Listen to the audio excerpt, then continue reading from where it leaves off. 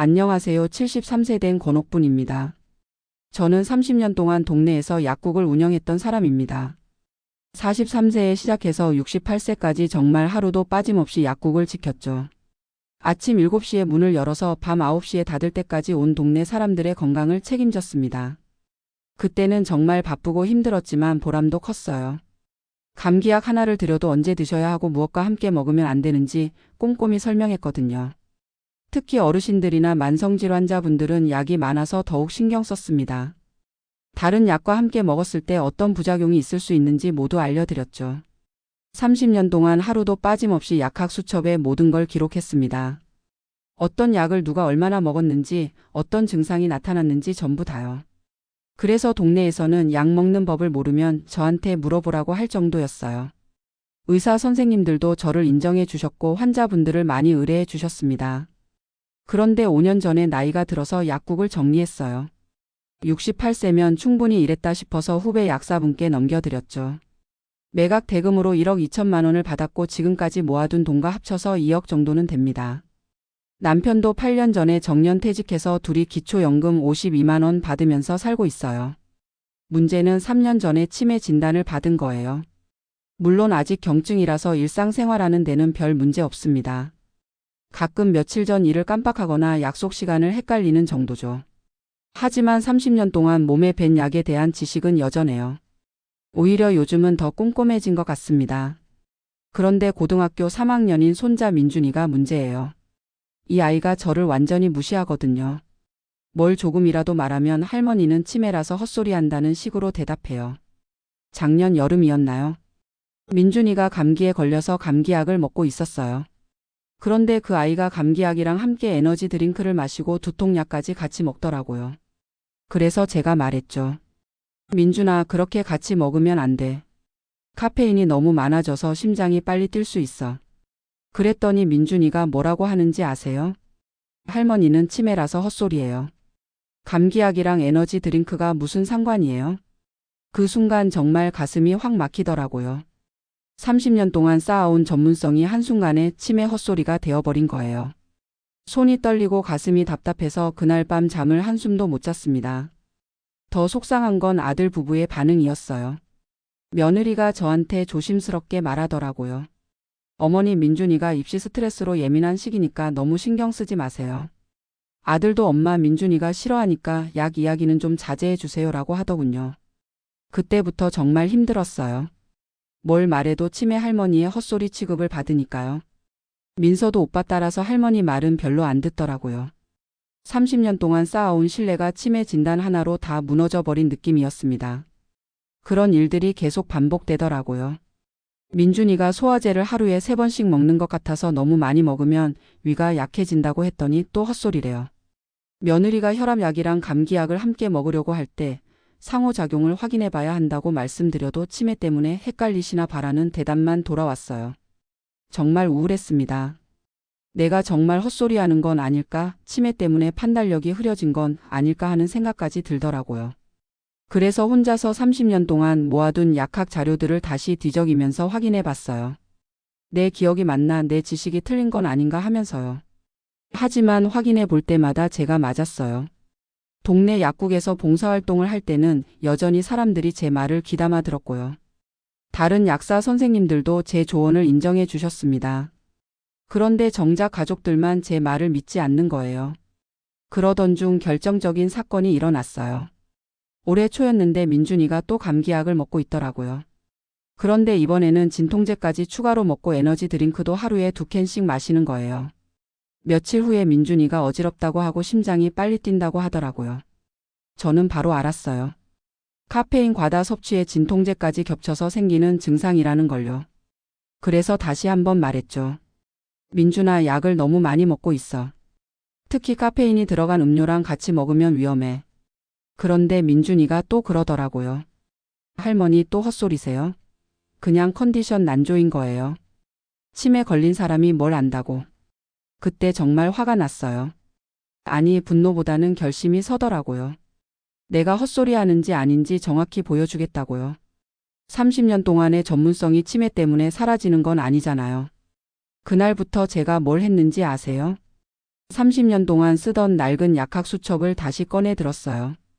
그리고 민준이의 약물 복용 패턴을 하나하나 기록하기 시작했습니다. 몰래 관찰하는 게 좀 미안했지만 어쩔 수 없었어요. 민준이가 언제 무슨 약을 먹는지, 음료수는 뭘 마시는지, 그 후에 어떤 증상이 나타나는지 모두 적었어요. 아침에 일어나서 밤에 잠들 때까지 세세하게 기록했습니다. 2주를 관찰해 보니까 정말 심각하더라고요. 민준이가 하루에 복용하는 카페인 양이 성인 권장량을 훨씬 넘었어요. 에너지 드링크 2캔에 커피 한 잔, 거기에 카페인이 들어간 진통제까지요. 게다가 소화제는 거의 중독 수준으로 먹고 있었고요. 그리고 증상도 명확했어요.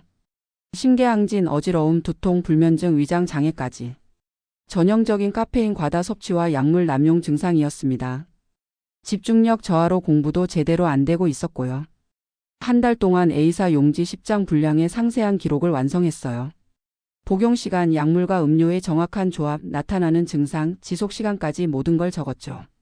그리고 각 약물의 상호작용과 부작용에 대한 의학적 근거 자료도 함께 준비했어요. 가정의학과 선생님께도 미리 상담을 받았습니다. 제가 정리한 자료를 보여드리니까 선생님도 심각하다고 하시더라고요. 이 정도면 약물 의존 상태라고 봐야겠어요. 빨리 상담을 받아보시는 게 좋겠습니다. 그제서야 자신감이 생겼어요. 내가 틀린 게 아니구나, 30년의 경험이 여전히 정확하구나 하고요.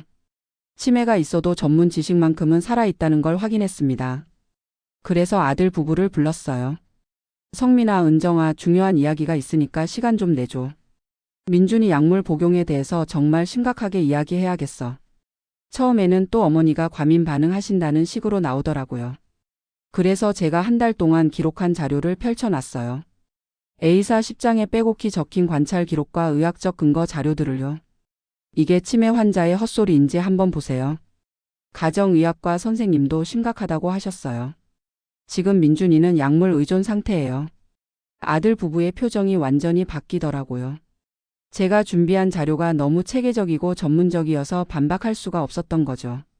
특히 민준이의 증상들이 시간대별로 정확히 기록되어 있으니까 인정할 수밖에 없었어요. 어머니 죄송합니다.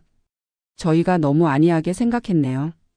민준이를 병원에 데리고 가보겠습니다. 다음 날 민준이를 데리고 병원에 갔어요. 혈액 검사와 상담을 받아보니까 정말로 카페인 중독과 약물 의존 증상이 나왔습니다. 의사 선생님이 말씀하시길 계속 방치했으면 더 심각해질 뻔했다고 하더라고요. 그때 민준이 표정을 보니까 정말 충격받은 것 같았어요. 자기는 그냥 몸이 안 좋은 줄만 알았는데 할머니 말이 다 맞았던 거죠. 병원에서 나오면서 민준이가 처음으로 사과했어요. 할머니 죄송해요. 제가 할머니를 너무 무시했어요. 할머니 말씀이 다 맞았는데 저는 헛소리라고만 생각했어요. 앞으로는 할머니 말씀 잘 들을게요. 그때 정말 뭉클했어요. 하지만 저는 또 다른 결심을 했습니다. 민준아, 할머니가 이제부터 헛소리하는 할머니 말은 안 하겠어. 대신 정말 필요한 말만 하겠어. 너도 할머니를 치매 환자로만 보지 말고 경험 있는 어른으로 봐줬으면 좋겠어. 그 후로 우리 집 분위기가 완전히 바뀌었어요. 민준이가 약을 먹기 전에 저한테 물어보고요. 며느리도 어머니 이 약들 같이 먹어도 될까요? 라고 상의해와요. 아들도 엄마의 30년 경험은 정말 대단한 거였네라고 인정해 주더라고요. 민준이는 지금 약물 상담을 받으면서 서서히 회복하고 있어요. 카페인 섭취량도 줄이고 불필요한 약물 복용도 중단했죠. 성적도 오르고 컨디션도 많이 좋아졌어요. 무엇보다 할머니를 존중하는 마음을 되찾았어요. 저도 요즘은 동네 약국에서 봉사활동을 더 적극적으로 하고 있어요. 치매 예방 상담 프로그램에도 참여해서 다른 어르신들을 도와드리고 있고요. 나이가 들고 치매가 있어도 여전히 사회에 도움이 될 수 있다는 걸 느껴요. 생각해보니까 이번 일로 깨달은 게 많아요. 나이가 들었다고 해서 치매가 있다고 해서 모든 게 사라지는 건 아니더라고요. 30년 동안 쌓아온 경험과 지식은 여전히 살아있어요. 다만 전달하는 방법을 바꿔야 했던 거죠. 감정적으로 이야기하거나 잔소리처럼 들리게 하면 안 되고요. 객관적인 자료와 체계적인 접근으로 설득해야 한다는 걸 배웠어요. 그리고 가족이라고 해서 무조건 제 말을 들어야 하는 건 아니라는 것도요. 젊은 세대들이 어른들의 말을 잔소리로 듣는 것도 이해가 돼요. 특히 요즘은 정보가 너무 빠르게 바뀌니까 어른들의 경험을 구식이라고 생각할 수 있죠. 하지만 경험에서 나온 직감과 지혜는 시간이 지나도 변하지 않는다는 걸 보여줬어요. 요즘 민준이와는 정말 좋은 관계를 유지하고 있어요. 공부하다가 머리 아프면 할머니 두통약 먹어도 될까요? 하고 물어봐요. 그럴 때마다 제대로 설명해 주죠. 어떤 성분이 들어있고 얼마나 먹어야 하고 뭘 조심해야 하는지를요. 민서도 요즘은 할머니 말을 귀담아 들어요. 생리통 때문에 진통제 먹는 것도 저한테 상의하고요. 할머니가 제일 정확해요라고 말해줄 때마다 뿌듯해요. 며느리와의 관계도 많이 좋아졌어요. 예전에는 저를 좀 부담스러워했는데 이제는 먼저 물어봐요. 어머니 아이들 약 관리 어떻게 하면 좋을까요? 어머니 경험으로는 어떻게 생각하세요? 남편도 저를 다시 보는 것 같아요. 당신 정말 대단하다. 30년 경험이 헛된 게 아니었네. 치매 있어도 당신만큼 정확한 사람 없어. 이런 말을 해주니까 자존감도 많이 회복됐어요. 지금은 동네 약국 3곳에서 정기적으로 봉사활동을 하고 있어요. 주 2회씩 나가서 어르신들 약물 상담을 해드리죠. 많은 분들이 저를 찾아와 주세요. 권 선생님 말씀이 제일 정확해요라고 해주실 때마다 보람을 느껴요. 특히 치매 초기 어르신들을 많이 만나게 돼요. 그분들께 제 경험을 들려드리죠. 치매가 있어도 포기하지 마세요. 경험과 지식은 사라지지 않아요. 다만 방법을 바꿔서 표현하시면 돼요. 요즘은 최신 의학 정보도 계속 공부하고 있어요. 옛날 지식만 가지고 있으면 안 되니까요. 인터넷으로 논문도 찾아보고 의료진 교육 프로그램도 참여해요. 나이가 들어도 배움을 멈추면 안 된다는 생각이에요. 가끔 다른 할머니들이 부러워해요. 옥분이는 좋겠다. 손자가 할머니 말 잘 듣고. 우리 손자는 아직도 할머니를 무시해. 그럴 때마다 제가 말씀드려요. 처음부터 그런 건 아니었어요. 저도 많이 무시당했었어요. 하지만 포기하지 않고 올바른 방법을 찾아냈죠. 여러분도 충분히 하실 수 있어요. 젊은 엄마들한테도 조언을 해드려요. 아이들한테 어른 공경하는 것을 가르치세요. 하지만 무조건 복종이 아니라 서로 존중하는 관계로요. 어른들도 틀릴 수 있다는 걸 인정하면서 소통해야 해요. 요즘 제일 보람 있는 일은 민준이와 함께하는 시간이에요. 이 아이가 약하게 관심을 보이기 시작했거든요. 할머니 약사가 되려면 어떻게 해야 해요? 할머니처럼 30년 동안 일할 수 있을까요? 그럴 때마다 정말 뿌듯해요. 제 경험이 손자에게 좋은 영향을 주고 있다는 걸 느껴요. 세대가 달라도 소통할 수 있고 서로에게 도움이 될 수 있다는 걸요. 치매라는 진단을 받았을 때는 정말 절망적이었어요. 모든 게 끝난 것 같고 가족들한테 짐이 되는 것 같았죠. 특히 손자한테 무시당할 때는 정말 서러웠어요. 하지만 이제 알겠어요. 치매가 있어도 제가 가진 경험과 지식은 여전히 가치 있다는 걸요. 다만 전달하는 방식을 바꿔야 했던 거였어요. 감정적으로 접근하지 말고 객관적이고 체계적으로 접근해야 한다는 걸 배웠죠. 무엇보다 포기하지 않는 게 중요해요. 나이가 들었다고 병이 있다고 해서 모든 걸 내려놓으면 안 돼요. 여전히 사회에 도움이 될 수 있고 가족에게 필요한 존재라는 걸 증명해야 해요. 지금 저는 정말 행복해요. 가족들이 저를 존중해주고 동네에서도 인정받고 있어요. 치매가 있지만 여전히 많은 사람들에게 도움을 주고 있다는 게 자랑스러워요. 앞으로도 계속 공부하고 봉사활동을 할 거예요. 제가 가진 30년의 경험을 더 많은 사람들과 나누고 싶어요.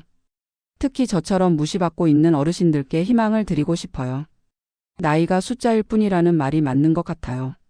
진짜 중요한 건 경험과 지식 그리고 포기하지 않는 마음이에요.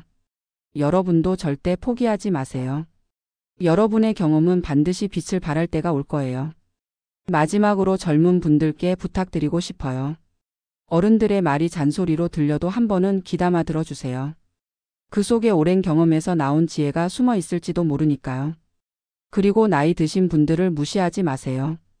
치매가 있어도 그분들의 마음과 경험은 여전히 살아있어요. 저는 앞으로도 계속 배우고 성장하는 할머니가 되고 싶어요. 손자들에게는 자랑스러운 할머니가 되고요. 사회에는 여전히 도움이 되는 사람이 되고 싶어요. 나이가 들어도 꿈을 포기하지 않는 것, 그게 제가 배운 가장 큰 교훈이에요. 감사합니다.